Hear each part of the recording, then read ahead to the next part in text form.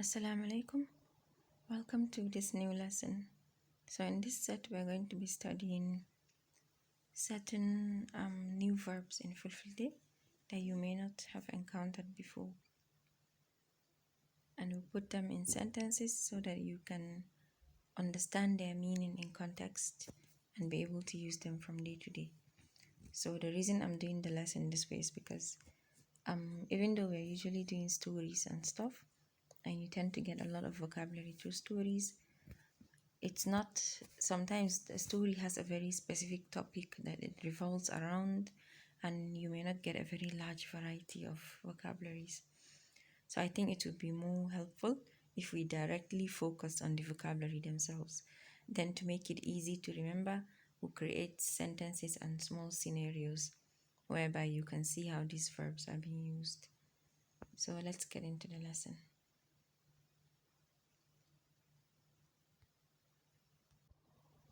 So in the first lesson, we have about 4 to 5 verbs. About 4 to 5 verbs that we're going to study. The first one is nyorwugo. Nyorwugo. That's to get dirty. So this verb form, the one that ends in ugo, with ugo at the end, this is called the infinitive or the verbal noun. That's the one from which all the others are derived. So if you have something like yahugo,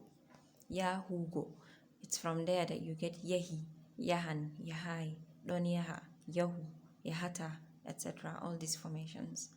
So let's look at the sentences. And the first one, it says, Limchaman nyorui, yarude lotugo. Limchaman nyorui, yarude lotugo. Number 2, yahu fiju hayasi, amma ta nyoru. Yahu fiju hayasi, amma ta nyoru. Number 3, anyoruwan to adon fija nder lope. Anyoruwan to adon fija nder lope. So let's look at this. Limchaman nyorui, the clothes are dirty or they got dirty. Yarude lotugo, take them to wanki or to laundry. Lotugo is wanki, so kaisu wanki. Yaru is to take something. De is the object pronoun for limche because it belongs in de noun class. So another way to think of this, you can just think of it as yarudum lotugo. But de is the more correct way of saying it. So this nyoru here is a past tense, is the past tense form of the verb. Now in number 2 we have yahu fiju hayasi, amma ta nyoru. So we have yahu fiju hayasi. Let's say you're talking to a child and you say kaje kai wasa a waje. Yahu go fiju play hayasi, amma ta nyoru, but don't get dirty. So you can see the forms here. Yahu, fiju, and nyoru, all of them are imperative tense. They are given a command to somebody to do something. But here we have ta, because it's a negative, so we have ta behind it. Ta nyoru, don't get dirty. And then number 3 we have anyoruwan to adon fija nder lope. Anyoruwan to adon fija nder lope. You will get dirty if you're playing in the mud. So lope is mud, as in tabu. So now you're telling the child that he will get dirty if he's playing in the mud. Now you can see this one is future tense, nyoruwan.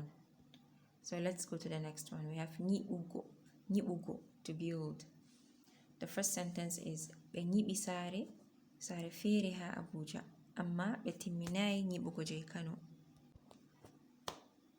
Be nyibi sare fere ha Abuja, amma be timminai nyibugo je Kano. Number 2, mi yida mi nyiba ha wuro do min kam. Mi yida mi nyiba ha wuro do min kam. Number 3, be vi be nyibata haddo. Be vi be nyibata haddo. So let's look at it. The first one is be nyibi, they build sare fere, another house ha Abuja, at Abuja, amma be timminai, but they did not finish nyibugo building je Kano, na Kano. So sun gina wani gida a Abuja amma ba su gama gina na Kano ba. So here we have past tense, nyibi, past tense. Here we have the infinitive, nyiuko, or the verbal noun. Then number 2 we have miida. I don't want minyiba to build hawrudo minkam. I don't want to build hawrudo minkam. You can see this form is minyiba. It ends in a, so it's a subjunctive because it came after miida. You're expressing desire, wanting or not wanting something. So miida minyiba hawrudo minkam. I don't want to build in this house minkam. So this is a subjunctive. Then this one is bevi benyibata hado. Bevi benyibata hado. They said they will not build here. So now this one is negative future tense. They are not going to do it. Bevi benyibata hado. They will not build here. Let's look at this third one. Nyaugo, to be sick. Nyaugo, to be sick or to fall sick. So in this one, the first one we have leggaldo nyawi, soppungalle. Leggaldo nyawi, soppungalle. Number 2, moy vima amina nyawi, dum fewre o nyawai sam. Moy vima amina nyawi, dum fewre o nyawai sam. Number 3, anyawan to adon fija be ndiyam. Anyawan to adon fija be ndiyam. So let's look at this. Leggaldo, this 3 nyawi is sick. You know, sometimes plants can catch diseases and then they'll start looking weird. So leggaldo nyawi, wannan bishiyan it's sick, yayi rashin lafiya. Soppungalle, cut it down now. So this soppu is to chop down, to chop something, to chop down a tree. That is soppu. You're telling somebody to do it. Soppu.